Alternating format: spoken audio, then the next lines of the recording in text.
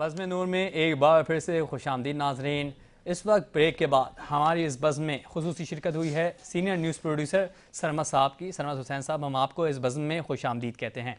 बढ़ेंगे डॉक्टर आबिद हुसैन मिर्ज़ा साहब की जानिब। बहुत काबिल डॉक्टर हैं। डॉक्टर साहब, मुझे बताइएगा कि आप डॉक्टर हैं, आप लोगों को मशवरे देते हैं कि रमज़ान में वज़न घटाओ, वज़न बढ़ाओ, इन चीज़ों से परहेज़ करो, इन चीज़ों को खाओ। मुझे बताइएगा कि डॉक्टरी लाइन में और रोज़े के हवाले से क्या अहकामात हैं कि रोज़ा अल्लाह ताला ने क्यों फ़र्ज़ किया हुआ है, इसकी डॉक्टरी लाइन में मुझे वजाहत कीजिएगा। जी जी, माशाल्लाह, बहुत ही खूबसूरत क्वेश्चन है आपका जी ये। जी और इससे ये वाजे हो जाता है कि डॉक्टरी लाइन जो है वो भी आपके इस्लाम से बिल्कुल नज़दीक तरीन है जी ना। इस तरफ जिस तरह से अहकाम इलाही मौजूद है हमारे जी पास, जी इसी तरह बहुत से जो डॉक्टर्स के अहकामात है वो भी मरीजों पर लागू होते हैं, जी है ना।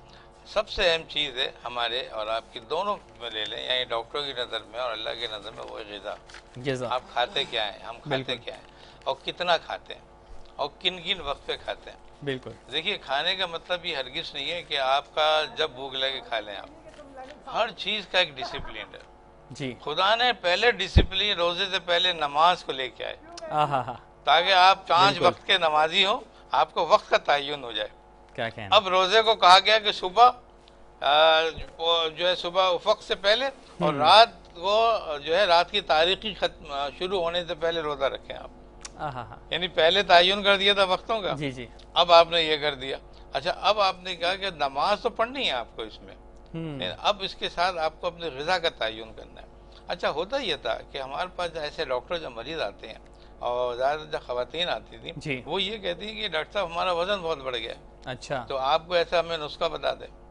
तो हमने कहा चले आपको बताते थे। फिर हमने उनसे कहा कि अच्छा, ये तो बड़ा अच्छी बात है, रमज़ान नज़दीक आ रहा बिल्कुल है तो आपका तो वैसे ही बैलेंस डाइट हो जाएगी। बिल्कुल। लेकिन उसके अंदर जो दर्स है आपका, जो हुक्म है आपका जी रोज़े जी के हवाले से, वो है प्रॉपर खाना। प्रॉपर खाना। प्रॉपर खाना यानी प्रॉपर से मुराद है ना ज़्यादा हो ना कम हो, अच्छा। एक बैलेंस डाइट आपने लेनी है। और बिल्कुल। एक्चुअली हम 3 टाइम खाते हैं, शरीयत तौर पे 2 टाइम खाना अच्छा, है। मौला अली का कॉल भी है, कथा कलामी के लिए माजरत, जी, मौला अली का कॉल भी है, अगर आपको 1.5 रोटी की भूख हो आप 1 रोटी खाओ, एक 1 रोटी रोटी की भूख हो आधी रोटी खाओ। बिल्कुल। जी। और वो भी ये है कि अगर कोई सदा आ रही है किसी मिस्कीन की, तो आप वो उसको दे दें। हाँ समझे, आप देख रहे हैं बिल्कुल। पूरी आयत उतरी है माशाल्लाह मौला अली के और बी फातिमा के ऊपर। तो बेशक। तो इसमें ये होता है कि आपको एक्चुअली डॉक्टरी साहब से भी हम यही कहते हैं, और डॉक्टरी साहब से एक नया फार्मूला आया इंटरमीडिएट फास्टिंग के नाम से, एक फार्मूला निकला है डाइट का।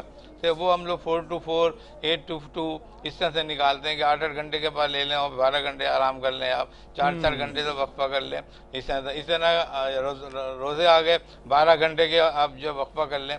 तो असल में एक जो ग़िज़ा ये दोपहर वाली, इसको हज़्फ करना पड़ेगा आपको लॉस करना। बहुत मुश्किल काम बता रहे हैं, लेकिन ये ज़रूरी आपको है। अगर सेहतमंद रहना है हर शख्स को, तो वो 2 डाइट रखे अपनी। सुबह नाश्ते में करे और शाम को खाना खाए। बीच में आम दिनों में थोड़ा बहुत मशरूबात ले ले, कुछ ले ले। शाम की दोपहर की ग़िज़ा कुछ नहीं बनती है, बिल्कुल। तो आपकी ग़िज़ा भी बेहतर रहेगी। इसमें नमाज वगैरह आपके सही चलते रहेंगे।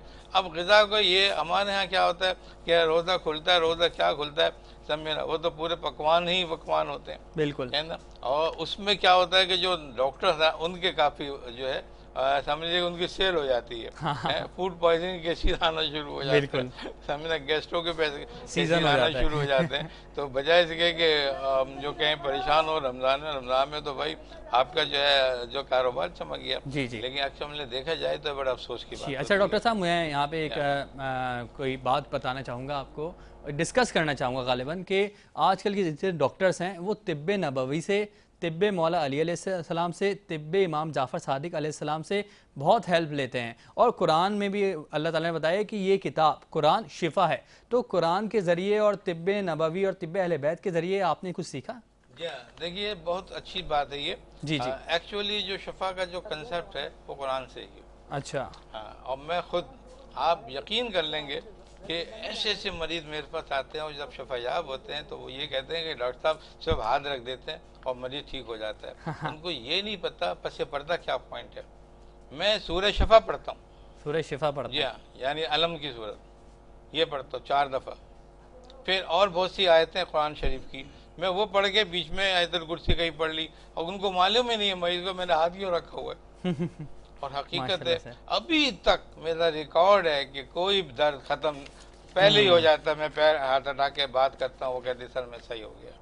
क्या और कहने यहाँ हैं। तक कि एक ऐसे मरीज भी शिफा हैं देने वाली ज़ात अल्लाह की है, बिल्कुल अल्लाह वसीला की जात है, डॉक्टर्स हैं बिल्कुल। बिल्कुल। और इस तरह से हम हर सूरत में हमारी दुआएं जवाब दे देती हैं, सब पे अल्लाह का कलाम सामने आता है। माशाल्लाह हम बढ़ेंगे। उसको हाँ आखिर वक्त तक अपने साथ रखते हैं। बिल्कुल, बहुत शुक्रिया डॉक्टर साहब। बढ़ेंगे हमारे सीनियर न्यूज़ प्रोड्यूसर साहब की जानिब।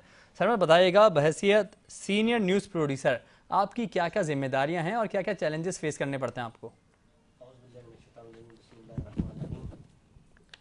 सबसे पहले तो आपका शुक्रिया मेहदी भाई। मीडिया फील्ड के अंदर जो है सबसे पहले ज़िम्मेदारियां जो हैं तो बहुत ज़्यादा होती हैं। As a news producer basically हमें जो सहाफ़त की फ़ील्ड में आवाज़ मज़लूमों की पहुंचानी होती है आला में हुक्काम बाला तक, उनको किस तरह सरंजाम देना है, किस तरह पहुंचाना है, और चैलेंजेस तो बहुत सारे होते हैं।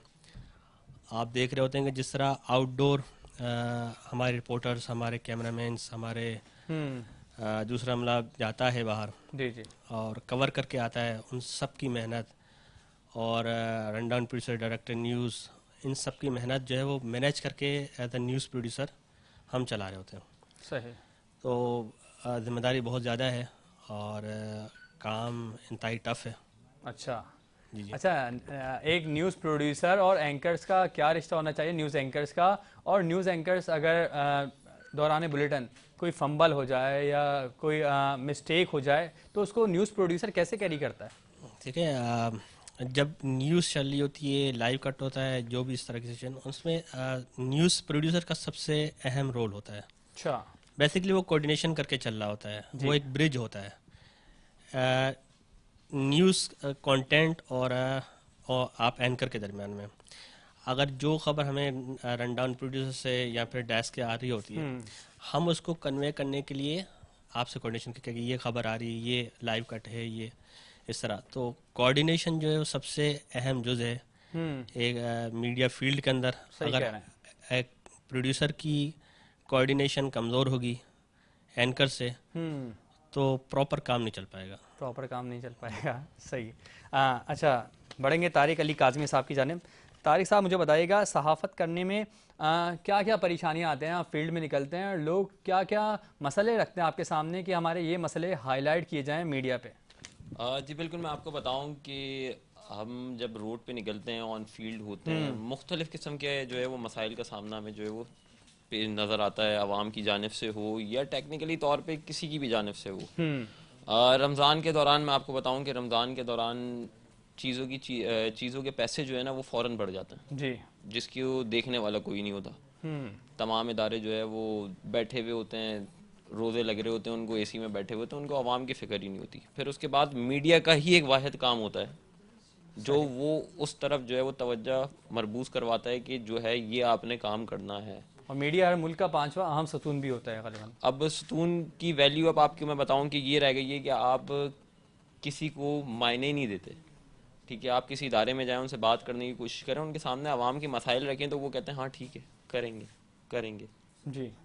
फंड नहीं है, बजट नहीं है, काम हो सकता है, ये काम जब होगा, तो वो सिर्फ लॉलीपॉप देने से जो है वो आवाम को तो दे ही रहे होते हैं, फिर वो उसके बाद वो हमें देना शुरू होते हैं। अच्छा, कि ये काम है, ये काम है। अच्छा, मीडिया का काम मैं आपको बहुत सारी चीज़ें मैं ऐसी बताऊं कि जैसे डॉक्टर का काम है मरीजों को शिफा याब करना, जैसे डॉक्टर साहब ने बताया। बिल्कुल।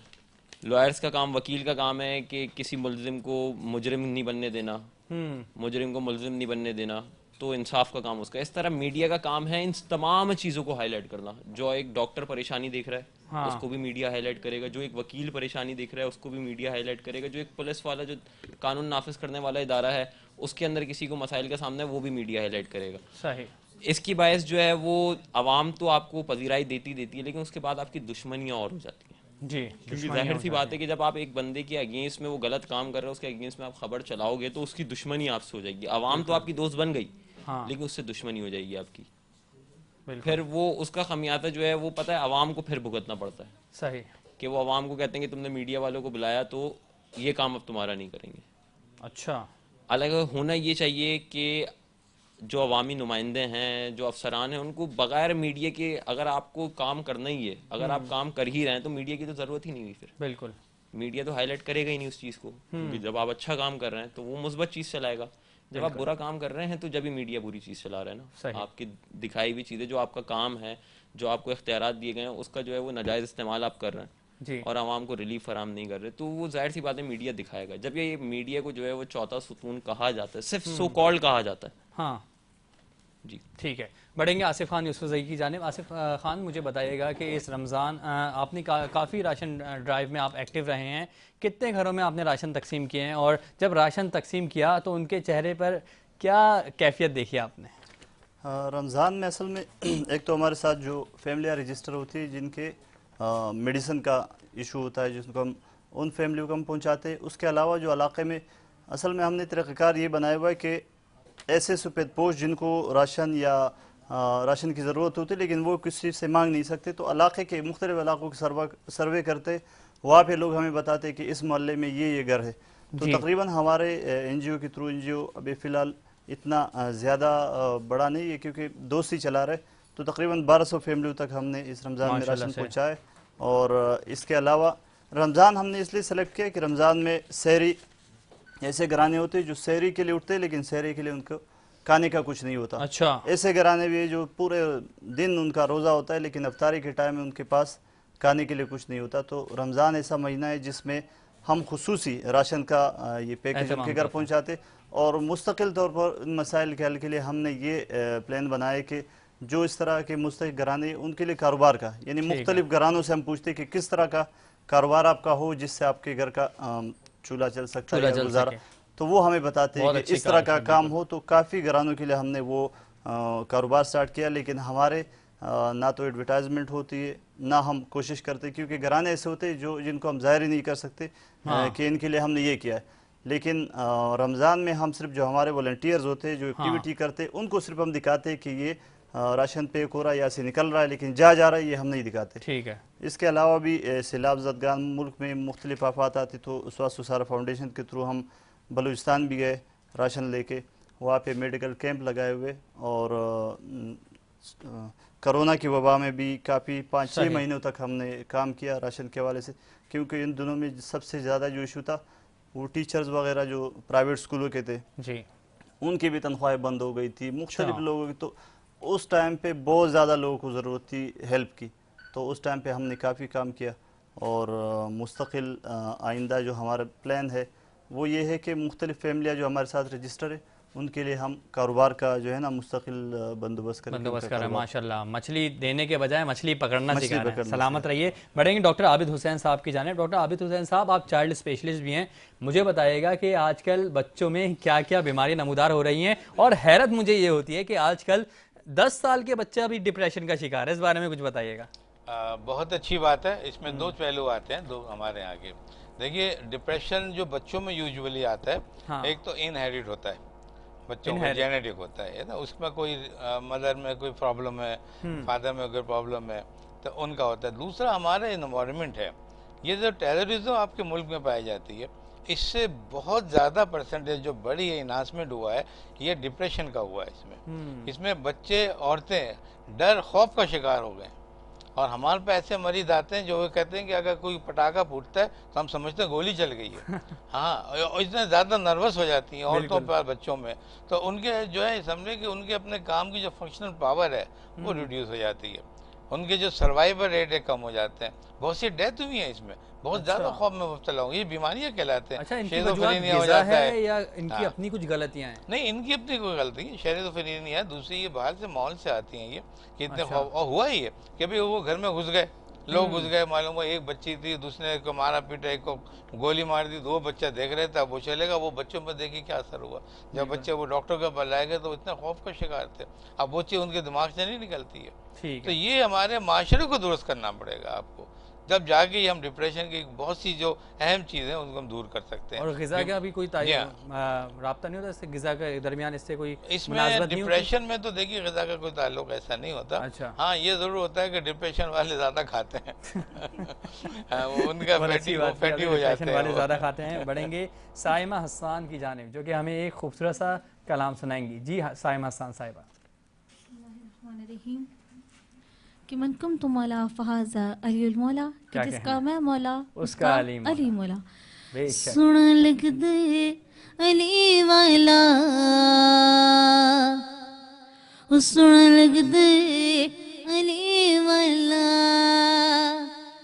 सुन लग दे अली वाला, सुन लग दे अली वाला, सुन लग दे अली वाला, सुन लग दे अली वाला।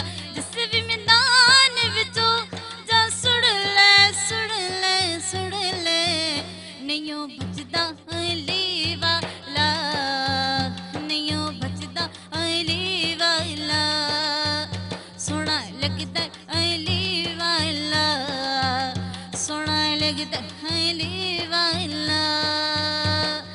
अली मौला मौला अरे मौला, अरे मौला मौला अरे मौला, अरे मौला मौला अरे मौला।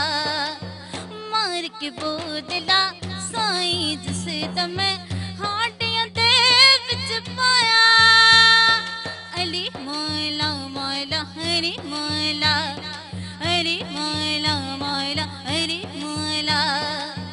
मार के बोदला साईं जिसे तमें हाटियां दे विच पाया, ते पर बदले लाल सकीते जो शहबाज नु आया।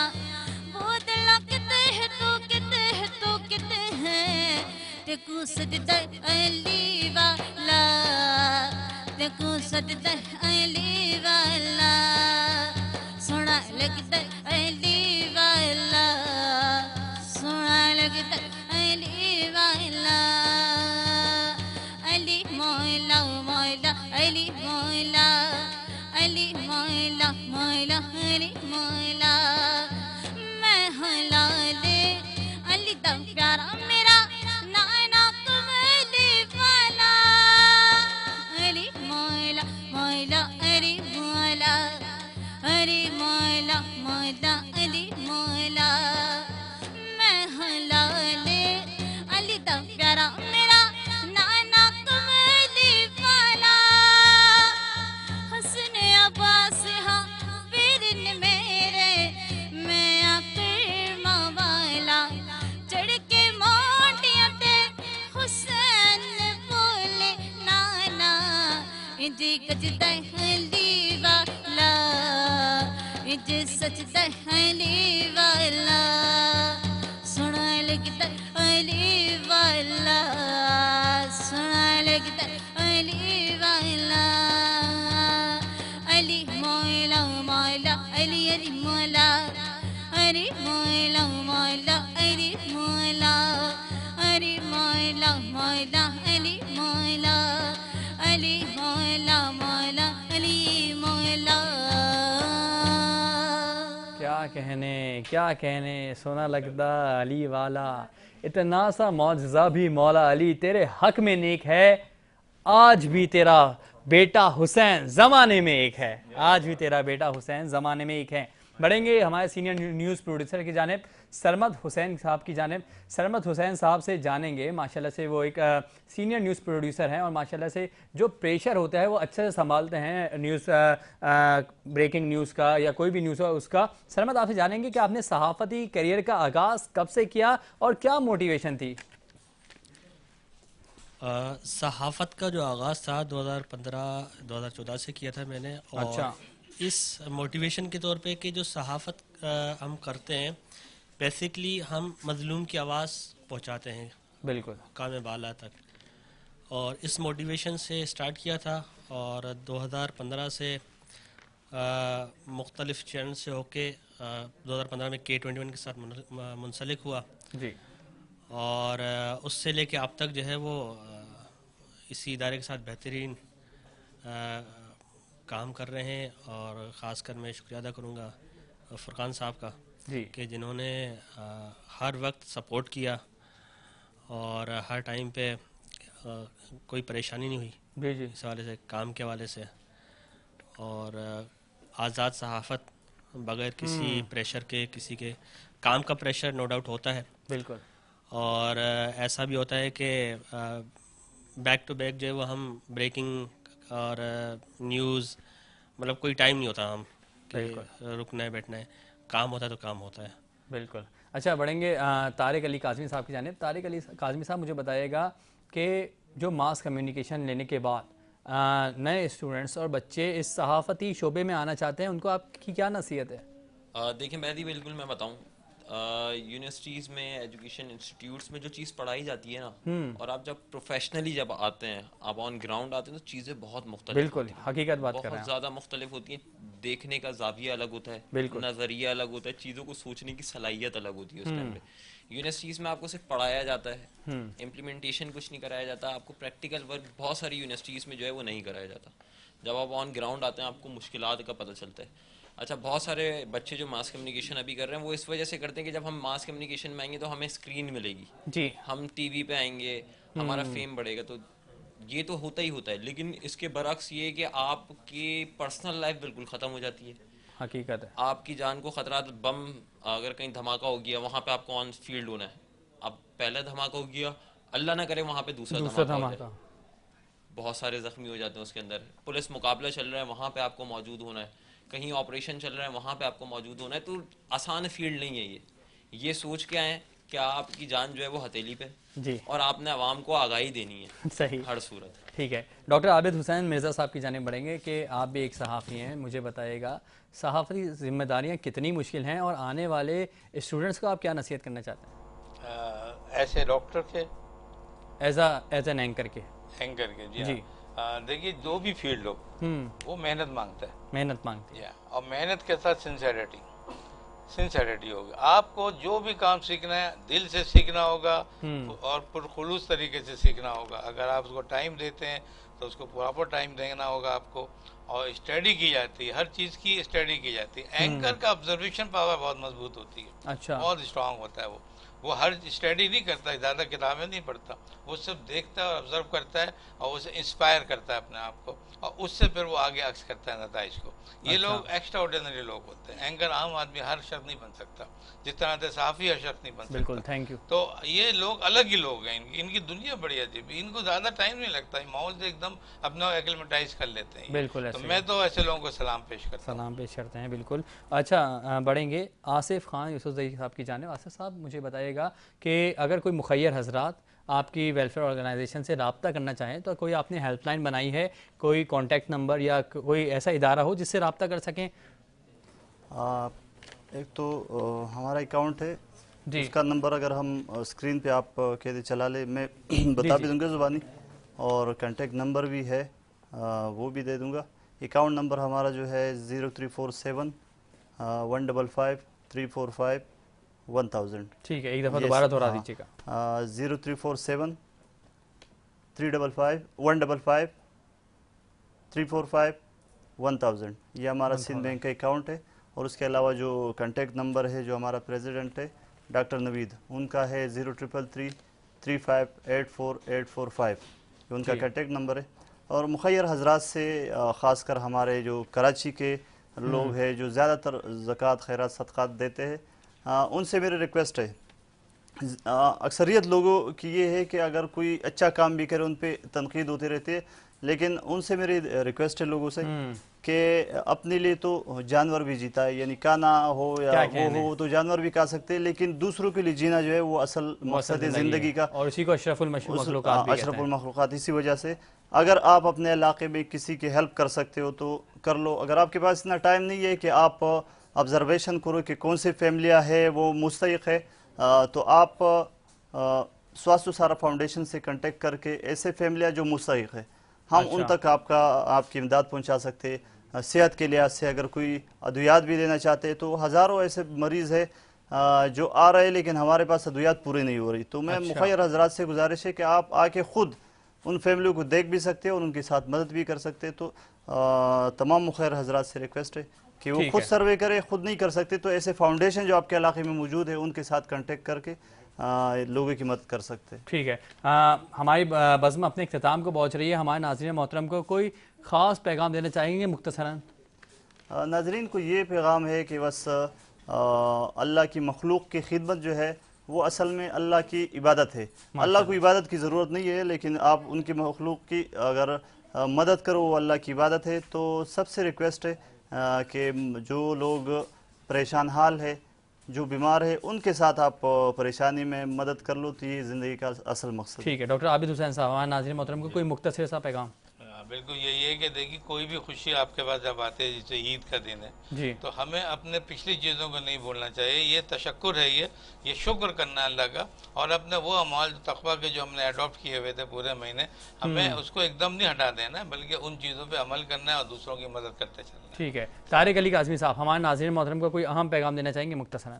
जी देखिए, हम लोग सिर्फ आप लोगों की आवाम के लिए काम करते हैं जी, आवाम की सहूलत के लिए काम करते हैं, उनकी फलाह बहबूद के लिए काम करते हैं। K21 न्यूज़ को हमेशा से एजाज़ हासिल रहा है कि जो है वो आवाम कराची की आवाज़ बने, जी, आवाम की आवाज़ बने। तो कोई भी मसला हो हमसे कांटेक्ट करें, हम उस मसले को जल्द अज जल्द हुक्काम तक पहुँचाने की कोशिश करेंगे, और बहुत कोशिश है इंशाअल्लाह ताला, अल्लाह ने चाहा तो वो मसला हल भी ज़रूर करें। ठीक है जी। सरमद हुसैन साहब, नाज़रीन मोहतरम को रमज़ान मुबारक के हवाले से कोई मुख्तसर सा ख़ास पैगाम? सिर्फ इतना सा पैगाम है कि रमज़ान का जो मैसेज है वो है एहसास। एहसास। अगर आप किसी के लिए एहसास पैदा करेंगे और इस फीलिंग को रखते हुए कि आप अगर 6 से 8 घंटे, 10 घंटे, 12 घंटे जो रोज़े के होते हैं फास्टिंग पे हैं, भूख पे हैं, तो आपके अंदर ये एहसास पैदा होना चाहिए कि जिसके पास नहीं है तो वो कैसे गुजारता है। बिल्कुल, ना सा है कि इस रमज़ान का टोटल मैसेज ही यही है। तो रिक्वेस्ट सबसे ये है कि जो रखते हैं इस्तात, मुखय्यर हज़रात हैं, वो मदद करें उन लोगों की जो ज़रूरतमंद है, ज़रूरत पूरी करें। बहुत अच्छा पैगाम दिया सरमद हुसैन साहब आपने। नाज़रीन मोहतरम, इस बज़्म को सजाने के लिए ताउन बहुत अहम होता है हमारे लिए। हमारे साथ ताउन होता है एम्स का। एम्स जो 20,000 में हर ख़ानदान को अपना घर फराहम करता है। No booking, no confirmation, no allegation, luxury homes. 80, 100, 120 घर के कमर्शियल रिहायशी प्लॉट्स आपको फराहम करता है। और एम्स का अभी एक प्रोजेक्ट भी आने वाला है, ग्रेजुएट्स होम सिटी, और 20,000 पर मंथ पे। इसके अलावा हमारे साथ ताउन रहता है पिज़्ज़ा मैक्स का। पिज़्ज़ा मैक्स की एप्लीकेशन डाउनलोड करें, आपको 50% डिस्काउंट भी मिलेगा। और हमारे साथ गिफ्ट स्पॉन्सर के तौर पर पूरे रमज़ान ट्रांसमिशन साथ रहे नेल्सन पेंट्स। नेल्सन पेंट्स, रंग ज़िंदगी का। नाज़रीन मोहतरम, हमारे दरमियान प्राउड स्पॉन्सर हैं मोबाइल एंड बाज़ार। मोबाइल एंड बाज़ार जिसने पूरा महीने हमारे साथ ताउन किया है, इस बज़्म को मज़ीद खूब से खूबतर बनाने में हमत गोश रहे हैं। मोबाइल एंड बाज़ार कमाल काम करते हैं। मोबाइल एंड बाज़ार के आउटलेट पे भी मोबाइल होंगे, LEDs आपको मिलेंगी। लेकिन अगर आपने किसी दूसरे इलेक्ट्रॉनिक आउटलेट पे भी कोई दूसरी इलेक्ट्रॉनिक अप्लायंसेस पसंद हो आपको, आपने मोबाइल एंड बाजार को बताना है। मोबाइल एंड बाजार ने आपके एवज वो यकमुश्त अमाउंट उसे देनी है, और फिर आपने डाउन पेमेंट देके रफ्ता रफ्ता किस्तों में इंस्टॉलमेंट पे मोबाइल एंड बाजार को वो पेमेंट अदा करनी है। लेकिन रमजान की खुसूसी ऑफर चल रही थी और काफी लोग इससे मुस्तफीद भी हुए कि नो डाउन पेमेंट, यानी कि बिना किसी डाउन पेमेंट के आपने रफ्ता रफ्ता वो किस्तों में अदा किया है। और इसी के दौरान इस बज़्म के इख्तिताम में इस बज़्म को मजीद 4 चांद लगाने के लिए हमारे दरमियान मौजूद है एक नन्हे शहजादे। जितना खूबसूरत इनका नाम है उतना खूबसूरत ये कलाम भी पेश करते हैं। जी हाँ, मेरी मुराद अर्शे हुसैन। अर्शे हुसैन साहब हमारे बीच आएंगे और हमारे नाज़रीन मोहतरम को एक सैयदा फातिमा ज़हरा सलामुल्लाह अलैहा की शान में एक खूबसूरत सा कलाम सुनाएंगे। जी अर्शे हुसैन साहब। सैयदा फातिमा, सैयदा फातिमा, तेरे करम से मेरी सांसें ये चल गई, सांसें ये चल गई, तेरे दिए रिज़्क़ से मेरी नस्ल पल गई, नस्ल पल गई। सर्फ मेरे आपके है, सर्फ मेरे आपके करम का साहिबा, सैयदा फातिमा, सैयदा फातिमा। माशाल्लाह माशाल्लाह माशाल्लाह।